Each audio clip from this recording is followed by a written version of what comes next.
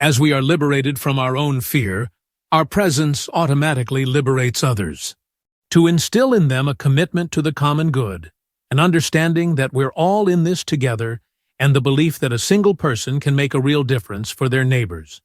So there I was, a 40-some high school teacher with little kids, zero political experience and no money running, in a deep red district. But, you know what? Never underestimate a public school teacher. Never. I represented my neighbors in Congress for 12 years, and I learned an awful lot.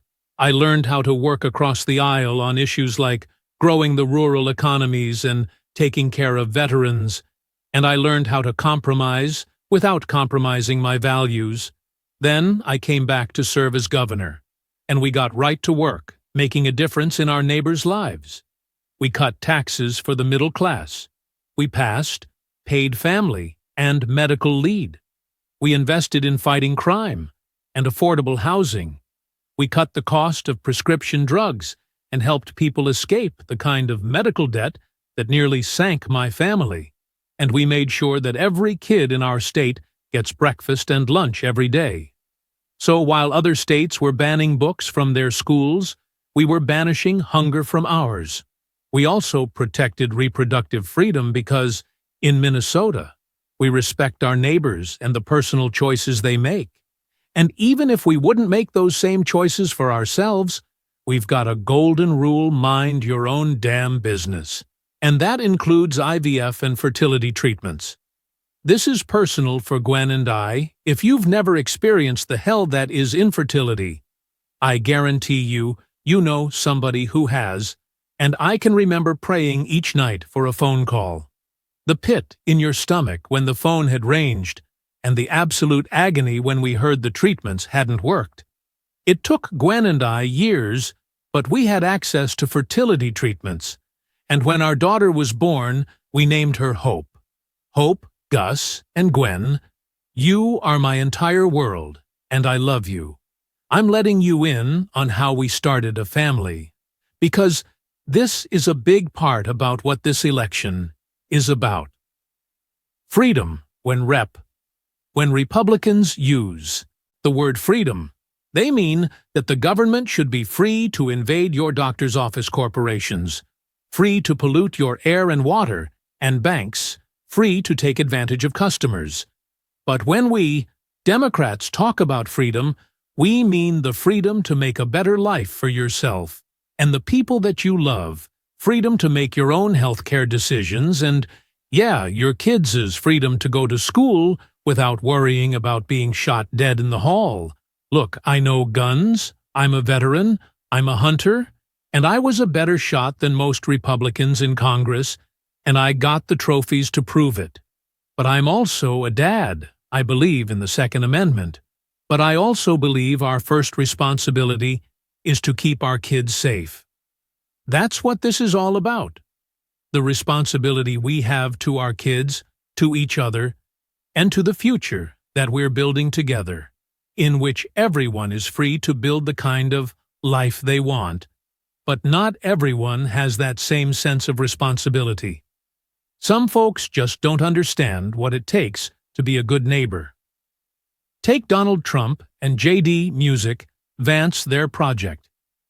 2025 will make things much, much harder for people who are just trying to live their lives. They spent a lot of time pretending they know nothing about this. But look, I coached high school football long enough to know and trust me on this. When somebody takes the time to draw up a playbook, they're going to use it. And we know if these guys get back in the White House, they'll start jacking up the cost on the middle class. They'll repeal the Affordable Care Act. They'll gut Social Security and Medicare. And they will ban abortion across this country, with or without Congress. Here's the thing. It's an agenda nobody asked for. It's an agenda that serves nobody except the richest and the most extreme amongst us. And it's an agenda that does nothing for our neighbors in need. Is it weird? Absolutely, absolutely, but it's also wrong. And it's dangerous. It's not just me saying, so it's Trump's own people. They were with him for 4 years. They're warning us that the next 4 years will be much, much worse, you know? When I was teaching, every year we'd elect a student body president, and you know what? Those teenagers could teach Donald Trump a hell of a lot about what a leader is. Leaders don't spend all day insulting people and blaming others. Leaders do the work. So I don't know about you. I'm ready to turn the page on these guys.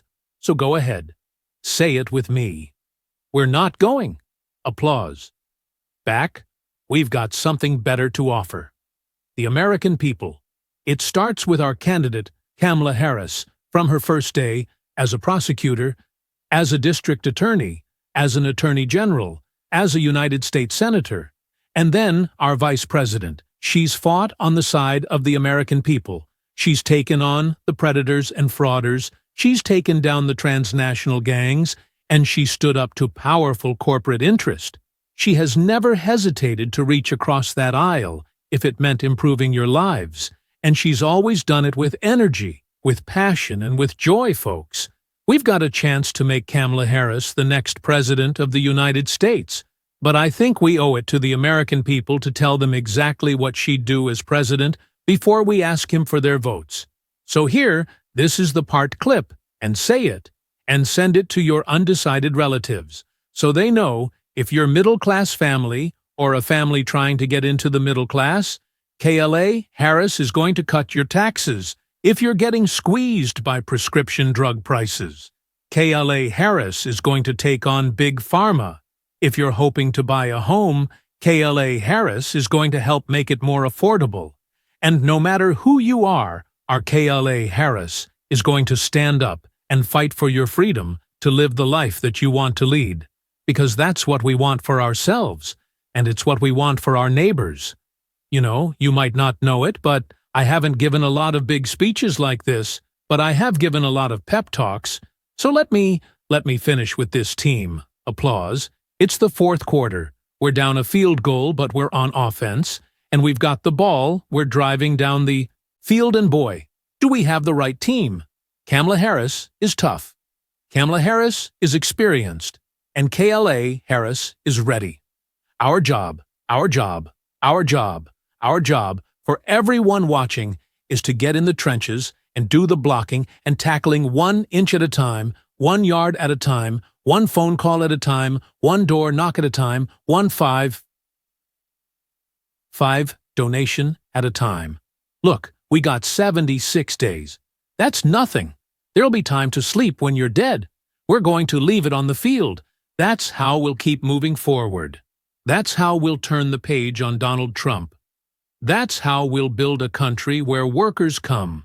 First, health care and housing are human rights, and the government stays the hell out of your bedroom. That's how we make America a place where no child is left hungry, where no community is left behind, where nobody gets told they don't belong. That's how we're going to fight. And as the next president of the United States always says, when we fight, when we fight, when we fight. Thank you. God bless.